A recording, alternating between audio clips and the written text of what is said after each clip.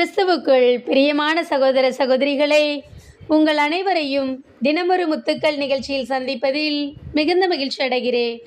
உன் நிலைமை கழுகி நிலைமை என புதிதாய் பொலிவுறும். திருப்பாடல்கள் 103 அதிகாரம் 5 வசனம். அவர் உன் வாழ்நாளை நலன்களால் நிறைவுறச் செய்கின்றார். உன் நிலைமை கழுகி நிலைமை என புதிதாய் பொலிவுறும்.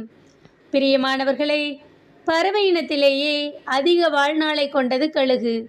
இதன் ஆயுட்காலம் ஏறக்குறைய 70 ஆண்டுகள். அந்த வயதை எட்ட அதன் 40 வயதில் ஒரு பெரிய முடிவை எடுக்க வேண்டும்.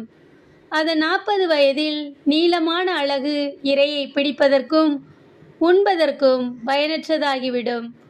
அழகு வளைந்துவிடும்.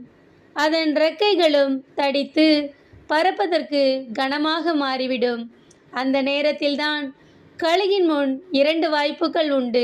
ஒன்று இறந்து விடுவது, மற்றொன்று மாற்றம் பெறுவது, அதாவது வலிமிக்க மாற்றத்திற்கு தன்னை உட்படுத்துவது. இந்த மாற்றம் நிகழ கிட்டத்தட்ட 5 மாதங்கள் ஆகும். இந்த மாற்றத்தை அடைய வேண்டுமானால் கழுகு உயரமான மலைக்கு பறந்து சென்று அங்கிருக்கும் பாறையில் தன் அலகை கொண்டு வேகமாக மோதி அந்த அலகை உடைக்கும். புதிய அலகு வளரும் வரை தன் கூட்டிலேயே தனித்திருக்கும். புதிய அலகு வளர்ந்த பின் அதை கொண்டு தன் உடம்பில் இருக்கும் அனைத்து இறகுகளையும் தானே பீக்கும். புதிய இறகுகள் முளைத்த பின் மீண்டும் புதியதாய் பிறக்கும். இந்த மறுபிறப்பு அதை மீண்டும் 30 ஆண்டுகள் வாழ தகுதியுள்ளதாக்கும். பிரியமானவர்களே, கழுகின் மறுபிறப்பு நமக்கு வைக்கும் சவால் மாற்றம்.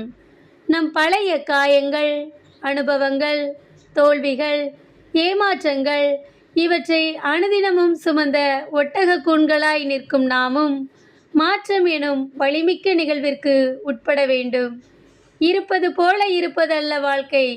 மாறாக இன்று நாம் புதிதாய் பிறந்தோம் என்ற அடிப்படையில் நம்மையே மாற்றத்திற்குட்படுத்தும் போது நாமும் கழுகை போல புதிதாய் பிறப்போம்.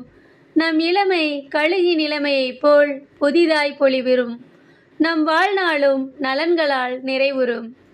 அன்பு இறைவா, நாங்கள் வலிமிக்க மாற்றத்திற்கு உட்படும்போது சோர்ந்து போகாமல் மாற்றத்தை ஏற்றுக்கொள்ள எங்களுக்கு உதவி செய்யும் இறைவா. ஆமேன்.